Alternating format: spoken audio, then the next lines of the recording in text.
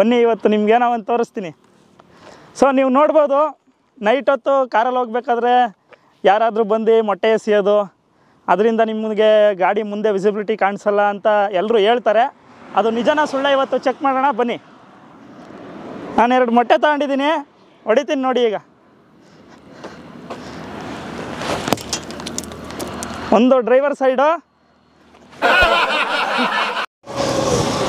ಇನ್ನೊಂದು passenger side.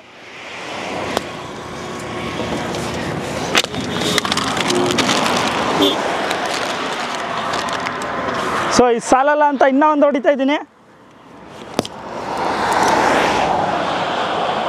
Okay ಬನ್ನಿ ಈಗ ವೈಪರ್ ಆನ್ ಮಾಡಿ ನೋಡೋಣ.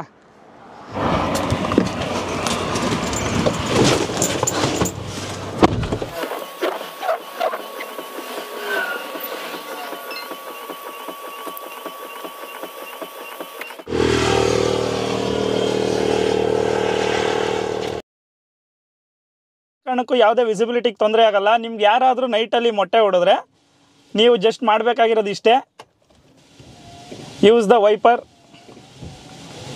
ಯೂಸ್ ಮಾಡಿ ಅಷ್ಟೇ. ನೋಡಿ ಎಷ್ಟು ಕ್ಲಿಯರ್ ಇದೆ.